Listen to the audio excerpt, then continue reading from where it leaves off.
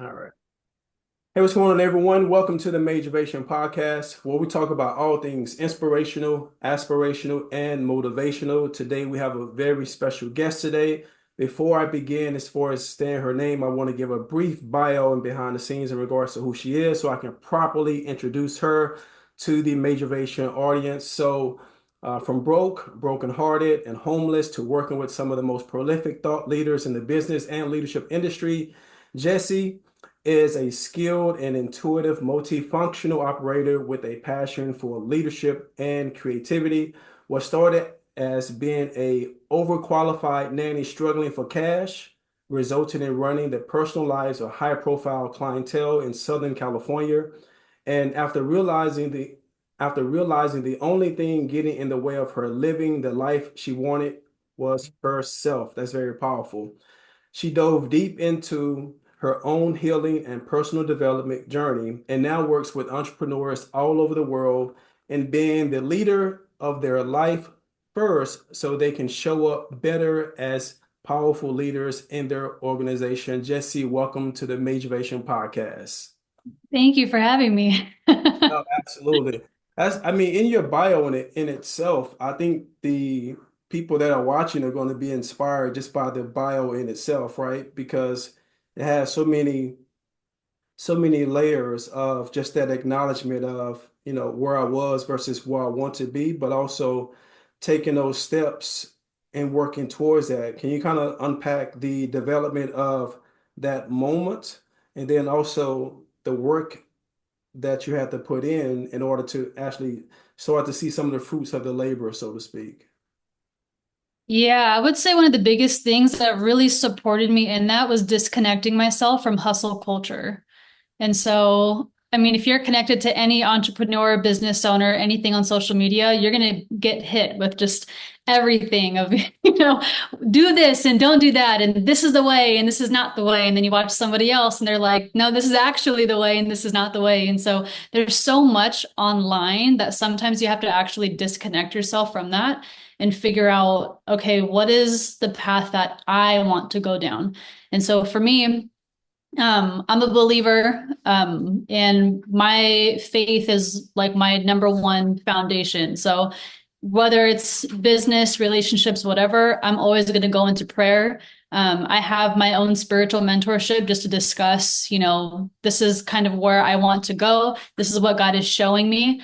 And then they also have given me feedback on, hey, this is what God is showing me for you. And it's always been aligned with, the instruction they give me and what I need to do to, keep progressing forward. And so having that foundation has helped me stop like running myself into a wall of like, this is what the hustle culture is telling me to do.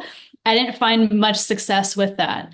But the moment that I disconnected, I was able to really ground myself and figure out what is best for Jess and the direction that I want to go in. So can you expand upon that a little bit more? So when you say disconnect, that can mean a lot of different things for a lot of different people. And some people use Yeah. different parameters on what that disconnect could be. So for you specifically, what was the disconnect for you that actually helped you during that process? Sometimes I just had to turn off my Instagram, like no social media, none. So if I am working on, I'm not even going to say business, let's just say leadership as a whole, because you can have all of the tips and tricks for business, but if your leadership is broken, the foundation of your leadership is broken, it doesn't matter what tips and tricks you have, you're always going to revert back to what that foundational you is. And for me, that was broken. It was very flawed. And so I had to come off of social media, stay very close connected with my mentor. And I would only just listen to podcasts from like John C. Maxwell, Craig Rochelle, read books, anything that wasn't like I have all of these other influences coming in, So I had to really zero down like, who am I listening to and what am I reading? And that's my only focus right now, just to strengthen foundationally my leadership. Right. So it reminds me of an old saying that my grandmother used to say. She was like, son, you need to put the horse blinders on. And basically what that means is just, just stay focused. And so whenever there's a time where people are doing self-development, because I myself was there 15 years ago, so I relate to that as well. But when you're in that space and you talk about mentors, can you kind of expand upon how important it is for mentors? Some people kind of shun it because I guess they don't like criticism, or for them to identify important things out about their weaknesses. We love the pats on the back for our strengths, but when it comes down to exploring those weaknesses and someone else telling us about it, that could kind of push us away from those things. And I feel like mentors has helped me in so many different ways, and I hear that you're talking about it as well. So, how Yeah. helpful has it been for you? And what would you say to others who haven't actually ventured into having mentors, and how it can be beneficial for them on their journey? Yeah, that's such a beautiful question. And I just had this exact conversation last night. So I love that we're talking about this again. I really believe that your ability to receive feedback and be coachable, like this is going to determine how quickly or how slow you're able to build something, because your mentor is there to support you with pointing out your blind spots so that you can collapse time. So if it took your mentor 15, 20 years to do something, they've figured out the blueprint and now you're working with them. They're going to show you how to do it in 15 to 20 minutes. Now you just have to copy the blueprint and remain committed to that. And so their goal is to help you collapse time. But if you don't know how to receive feedback because your viewpoint of feedback is, you're taking it personal, it's taking a hit to your ego, which this used to be me. So when I say this, there's no judgment, no judgment at all, no shame, no blame, nothing, because I was that person that like when my mentor would she wouldn't even give me feedback on something like about my leadership. She would just say like, hey, can you do this a little bit differently? Because this would really support me with, doing whatever I'm doing. I would say, oh, does she not know how much I'm doing already? Like, who do you think you are? And I would immediately take it personal and internalize it because my lens of feedback was I'm being attacked. Like you're saying something about me and I'm being attacked. And when I went through coaching, I actually went through her coaching program. She was like, I'm going to send you through. I'm going to pay for it. And I'm going to send you through because I see something in you that you may not see in yourself. And since you're being coached from me so much, you actually may be becoming dull to hearing my voice. So I need you to go through with my own coaches, go through with them, but I'm going to send you through. And I remember one of the coaches was like, feedback is just information. It's not positive, it's not negative, it's not good or bad. It's just information. And it's your lens and your perspective, your filter, whatever you want to call it, that's going to determine how the feedback lands. And so I was like, that's interesting. Like, I've never had anybody explain that, explain more. And she was like, Jessica, if I say you're a green frog, what does that mean to you? I was like, it doesn't mean anything to me. She was like, okay, what if I say, like, I can tell, like, you care so much about what people think about you. You're trying way too hard. You're a terrible leader. And she just, like, was saying all of this stuff that I was kind of like, okay, I know this is an example, but, like, it's actually kind of like, it's hitting me. And she didn't even know me. So I was like, how are you going to say all these things? You don't even know me. Like, it was already happening again. Right. And so she was like, now what does that make you feel? And I was like, it makes me feel really bad. I actually feel offended. I know it's an exercise, but I feel like offended. And she was like, right, the feedback landed because the feedback was connected to a belief that you already had about yourself. No, And that's so true. I remember having a conversation very similar to this one as well, and someone experienced the exact same exercise. And I remember this was probably like 6 months ago for me. And I'll bring it back full circle with the context, obviously. But I was invited to a mastermind, and this mastermind was $55,000 per person, right? And I was complimentary invited, similar to yourself, right? But there were probably close to 100 people there that paid $55,000. wow. And so when I went, it was like an 8 hour to 14 hour experience for some people. And when I came back, I was talking about it on Instagram Live, and instantly and I'm talking about perspective. Instantly, when I was talking about it, people were just saying I would never pay for this information where I could just Google it or read it in the book. And what one of the gentlemen there, that's still one of my mentors today, he's worth $6 billion. he told me that he said a lot of people won't understand this entry point because they think it's about the money, but it's really about the knowledge, yes, but it's about the community that you're a part of in there. And so this was 6 months ago. At least 13 of those people have already raise 40 million plus dollars together with new opportunities Yep.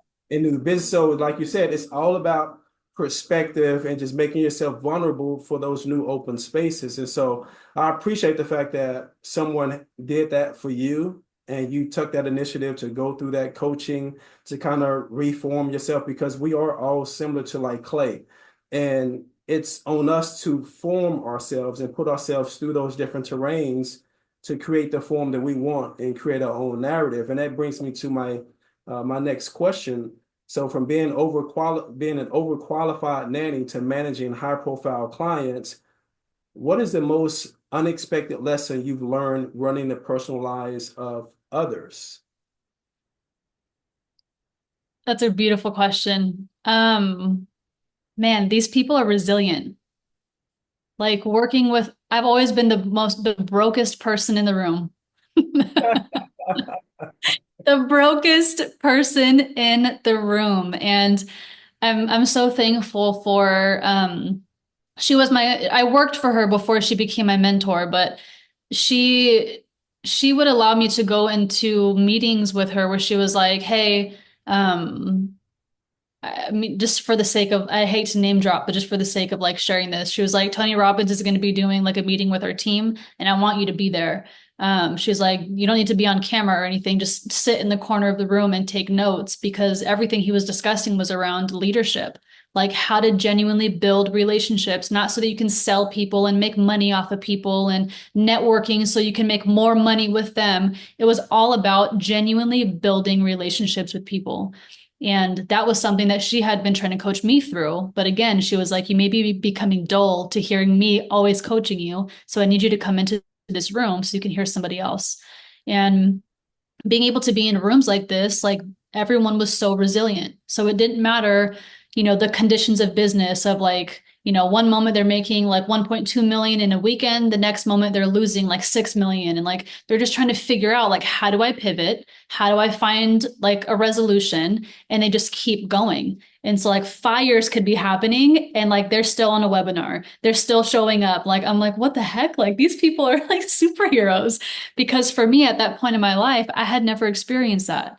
Yeah. I had only been around people who got so stuck in their victim story that if they started a business and it wasn't profitable in, the first couple weeks, they're like, oh, this is just not for me. I need to find something else.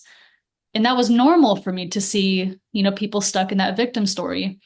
No, And no, so that's true. And how important is it to have key people that key people around you that are aligned with the journey that you're on now. Because sometimes when you're on this transformative journey, there are certain people that exist in your space, circle, your energy. Um, it can kind of pull from it because a lot of people and adults, we're not continuous learners. But yeah. in transforming, you have to be a continuous learner to actually change your perspective and your mindset, your work ethic, your habits, your character.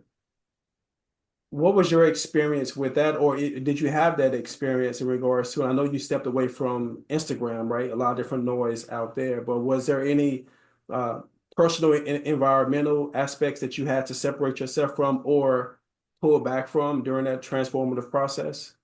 I did. There were seasons where I had to step away from my family, and which was tough for me because I was always like the peacemaker. So no matter whatever drama was happening in the family, I'm like, hey, I love everybody. Like, I just want us to all be good. But then when you start having conversations of like, you need to go to school, you need to become a nurse. Like I'm Filipino, so my family's like, you need to be a nurse, go to school. I was like, no, I think I'm going to go down the route of entrepreneurship. And to hear all of the negative feedback, mind you, again, at that time, I didn't have, it was hard for me to receive that kind of feedback and not take it personal. And so when I heard it, I just had to cut it off cold because I was like, I can't hear it right now. I'm not in a place where I could be around them and hear it and like not be impacted. Now I could be around my family and they could say whatever. And I'm just like, okay, Like you're on your own journey. I get it. And then friends as well. So I had, friends that I had been so close with for over like 12 to 15 years that they're still doing the same thing as of today that they were doing 15 years ago. Wow. Um, like struggling, working paycheck to paycheck, moving from, hotel to hotel, just like not really doing much with their lives, and they're not open to feedback. And so anybody who's around me, it's inevitable. If you're around me and we talk frequently, you will grow because I will not listen to, victim stories or why you can't do it. I'm very solution oriented now. So everybody around me, we're growing, like we're just always trying to figure out ways for us to not just grow personally, but how can we help the people around us, Right. especially the people who have helped us get here? How do we now give back to them as well and continue to pour into those people? And Right. so if we're not having those conversations, then it might be just a quick check-in of like, hey, how are you doing? Like I still help some of like my friends back home financially, but I can't constantly keep myself in an environment that's not growing. Right. And that makes so much sense. And I think that once you do that, and so quick story. So a few weeks ago, I attended a mastermind of a friend of mine. He works with Dan Fleissman. Dan Fleissman is Yep. pretty big on Instagram. So I have a relationship. He lives not far from me, probably 10 minutes from my house. Um, and the guy who does his photography, his name is Rogers, really great guy, but he's expanded and started building a personal brand. And he's been having these workshops. So he invited me and my son to come and participate and just come and join and kind of soak in the atmosphere, which we humbly and happily obliged. During that time, as we were taking a break, we were speaking to another individual that was there. My son was with me. And as me and the guy was talking, he kind of turned his conversation to my son. My son is 14 years old. His name is Carlo. And he asked him and said, so what is it that you love about your dad? Just out of the blue, right? And for I've never had that happen while I was standing there, but to hear what he was saying about me just gave me the trembles because he essentially said that and I heard you mention this word, he's just always optimistic and he's always about solutions. Like this guy's always stoic, even amongst chaos and stuff, but he's always calm and thinking through things. And I think that's a very strong attribute that I think so many people should build towards. But I'm saying it to say is that the things that you're doing, inspiring your friends or only allowing certain types of conversations around you also sets you up to be spoken about when you're not around in a way where it could probably uplift and empower other people. So I think, Sure. you're on a great path. And I just wanted to share that story because you talked about solution based. And I think that's very important as far as mindset, because a lot of people they get caught up in the noise, the chaos, and they're being reactive, right? And so Yeah, that's definitely where you want to be. There's this other question that I came up with, and it was about creativity, and it often plays a huge role in problem solving. Can you share a moment when your creativity helped you navigate a challenging situation in your leadership work? for sure. Yeah, I used to be somebody who was like not very resourceful. So if I like ran into a problem, I'm quick to go to the person who's like the boss and be like, can you fix this? Like it's broken. And so my mentor, again, when I worked for her, she was very much so a sink or swim. So if she would give me a big task, I had no idea what I was doing. If I came to her, she would say, that's not a me question, but I trust in your leadership to figure it out. And I was so insecure. So I was like, I don't know what I'm going to do. Like, I'm not qualified for this. I've never done it before. But I love that she did that because she was teaching me how to become resourceful. There's a full team of people for me to work with. There was over like 10 to 15 people that I could have contacted outside of her. And there's Google. There's also YouTube. Like there's all of these other things, Chat GPT now. Like there's all of these things out there that it's like there's so many ways for you to be resourceful. Like just figure it out. Figure it out. And so her doing that, it enabled me to really be creative outside of what I thought I was creative in. So when I say I'm a creative, it's really more around like just like finding like new ideas and how to make things better and um even like I'm a musician, so even like on like music side, like I love music, writing music, singing, playing piano, guitar, like you name it. Like I love music. I love painting. I love all of like things that I get to use that type of creativity in.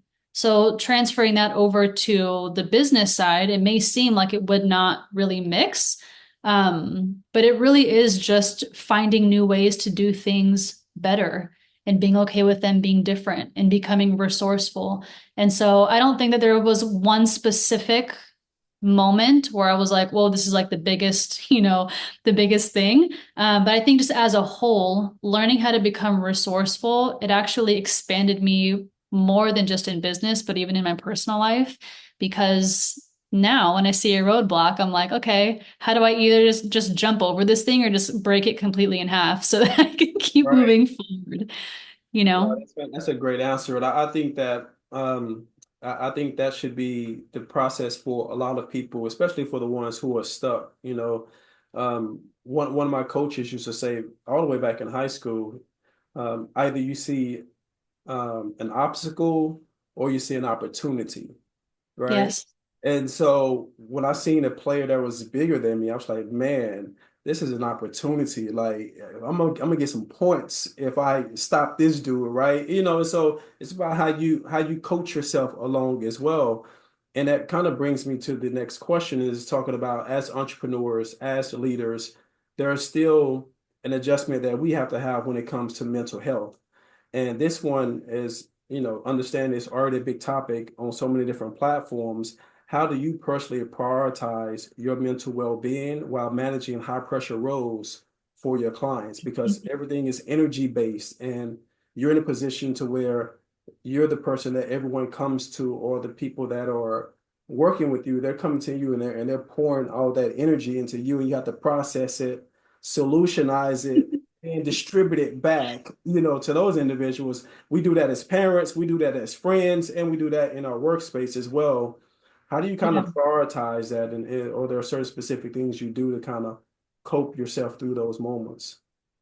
Yes, absolutely. So I have to be very honest with myself and know that when I've reached a cap in my leadership, like I actually tell myself out loud, like, okay, you've hit a cap. So I'll even be honest, the last like 2 weeks, they've been so high pressure for me and high stress that I had to tell myself out loud, okay, this week is like crazy. Jess, you've hit a cap. Like your leadership can only take you this far as of right now. So let's figure out why. And that figure out why, it really just looks like what is your lens around why you feel like this week is so high pressure? What is so stressful about this week that you feel like you can't carry on anymore onto your plate? And it was a story I was telling myself that, this thing is happening and this fire just showed up and now this problem is happening. And my lens of the problems that were happening is what was creating so much pressure and so much stress. And if anyone's ever used a pressure cooker, it's like as soon as you open the vent and all the pressure is released, that's what that is for me is like, okay, I've hit a cap. Why? What is my lens about what's going on around me? And once I can fix that lens, I realize I'm creating so much pressure and stress for myself. It's not necessary. Like we don't actually need to create it. Not to that degree. So I think learning how to have a healthy relationship with stress or pressure is needed. Just like when you're working out, you're stressing the muscle. It has to be destroyed in order for it to grow. But if you're like, oh, I'm doing bicep curls and my arm hurts, now the weight is bad and I hate like lifting weights, it's like, no, the weight's not bad. You just need to understand that, okay, if it's starting to hurt now, okay, this is where the growth is going to come in. And it's the same way with our leadership. Right. No, absolutely. That's a great analogy. When we're talking about entrepreneurship and just talking about other people who have those aspirations, for someone like yourself having the backstory that you've had, if there is a person that's at a similar state in their life career wise, so you come from being like, a super nanny, overqualified nanny, right? Any of those individuals that are out there that exist today that are looking at YouTube videos like where this would be or on social media, what is one thing that you would say to a person on how they should get started, right? What would be that driving thing that you could use from your story that could kind of push them in that direction for their journey? Yeah, I would say disconnecting from hustle culture was the thing that really skyrocketed everything for me because I felt like I need to be my own boss and I have to be, number one and I have to be top dog and like all the social media is around being an entrepreneur and how being a W-2 employee is like the worst of the worst, the low of the low. Like you missed it. And now like if you are an employee, like, you're not the boss of your own life. And so I think that's like the farthest from the truth, to be honest. Every single W-2 employment job that I've had, which was only two, I think, um, those roles are what grew me to where I can be today. Not just because the cash was okay, like it got me by, but what I learned around business, around leadership, mindset, that's what really changed the game. Because everybody thinks that they want to be the boss until they are the boss, and they don't realize how much you actually don't want to make the decisions that you don't know that you'll have to make once you're the boss. Right. No, that's so true. So I'm I'm I've just finished this new book. It's called Use Everybody. And instantly Mhm. when people hear that, it'd be such a negative connotation. What do you mean use everybody? That's so wrong. But in essence, if you think about it, we all use each other, right? To a certain degree. And it's just about how you word it. And the reason why I'm using that, of course, to catch people's attention, but it really goes to the fact that I use people like you said, Tony Robbins. I've listened to his stuff before and I've taken notes. I've watched some of your videos and I've taken certain notes. I've watched other people and I've taken notes. So essentially, I'm using you guys for your skill set, your expertise in certain industries. How has it been for you? And specifically, when you were in that corner in that meeting with Tony Robbins and your mentor, are there any specific notes that stood out to you that you instantly started using or later on recognized that you were using from the meeting at that moment? Yeah, just not to view people as like a dollar sign. So Mm, like genuinely building relationships with people.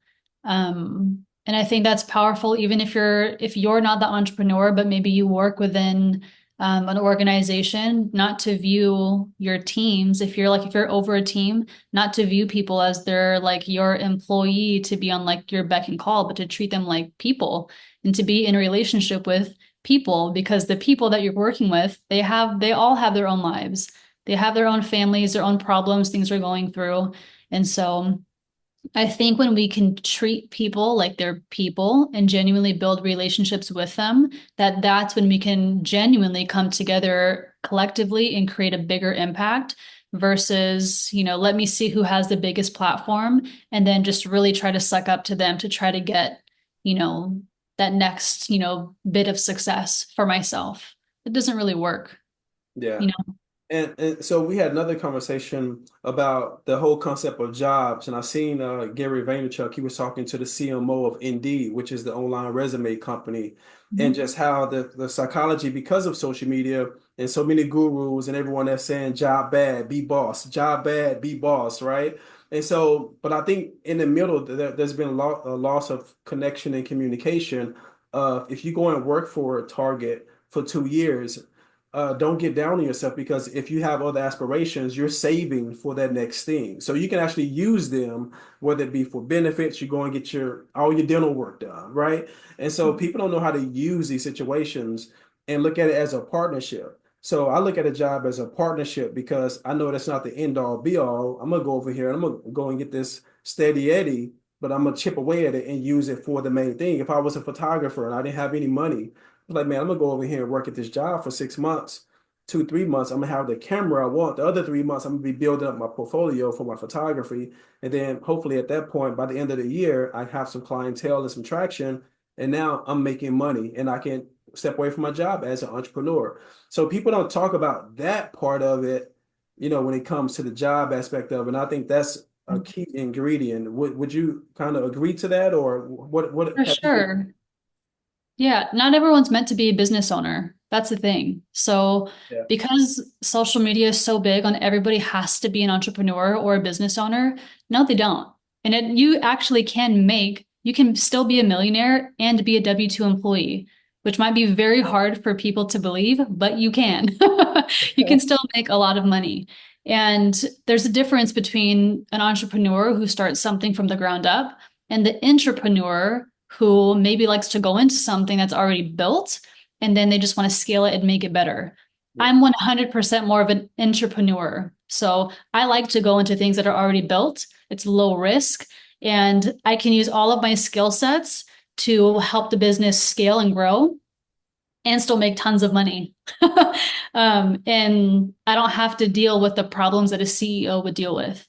So as for myself, I do have my own coaching and consulting programs, but on the side, I do work with other coaching businesses and other programs. And so it's not mine, like, and I work for them, but you better believe that while I'm in there, I'm going to learn everything that I need to know around marketing, sales, Yeah. hiring, running an organization, tech, development, digital marketing, all of the things that I don't have.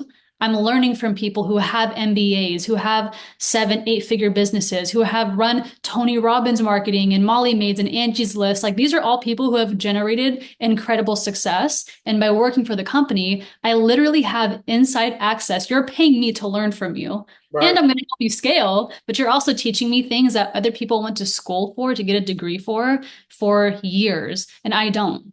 So someone's working hard to get their MBA. I'm working for somebody who has their MBA and I'm learning everything from them. And I'm not knocking school. Go to school, get your degree, like do what you got to do. That wasn't my path to go to school, but I feel like I'm in like life school where I'm learning on the job. And there's nothing wrong with that. So it's so important to know your identity and know who you are and disconnect yourself from hustle culture because somebody in my position, if I didn't know who I was, I would think that I failed. I missed it. I'm in my 30s and I'm working for somebody and I'm not a multi-millionaire with, driving Lambos and having multiple houses. I must have missed it somewhere. Now, that's not the case because I'm crushing it. Yeah. And and that's the thing is like you just have to know who you are. Know who you are, foundationally build your leadership first, and then be clear on where it is that you want to go. Do you want to be an entrepreneur? If so, then work underneath somebody who is an entrepreneur who can pour into you. And I'm not saying just go to somebody and say, hey, I'll be your intern and work for you for free. That to an entrepreneur is like, you're going to cost me more time and probably money because now I have to train you. So go add value somewhere, be of value to the marketplace until you can eventually build your own thing. And you may not even know what you want to do. But as you start working for somebody and you can actually see what's possible, like your impossibility of what can be created, which is what my mentor did for me, then something might pop up later where you're like, actually, I think I really like digital marketing. I actually think I want to, create, websites or logos or whatever the thing is. It might just pop up, but you won't know until you actually get yourself out there and see what's possible for you. No, that's so good. Thank you so much for sharing that and just adding more, context and clarity to that. I really have appreciated this conversation. I think a lot of people are going to get a lot from it. I actually want to double back and make sure we do this again and probably do one even longer as well. But you know, I always like to do this. I don't know if you saw some of the episodes, but at the end, I kind of like to do we have probably like 3 minutes left. But I want to do like machine gun, questions, like rapid fire, so to speak, Okay. right? And you just kind of like answer on the spot. Let's see how creative and freestyle you can be. So, your superpower would be if you were a superhero. Resilience, resiliency. If you had the opportunity to jump super high or fly, which one would you choose? Fly, If you had the opportunity to be super strong or be invisible, which one would you take? strong. Okay, what's your favorite color? Ooh, orange. Favorite place to visit? A horse ranch. Favorite fruit? Grapes. And favorite vegetable? Cucumbers? And what's your favorite book? Oh gosh. This is a hard one.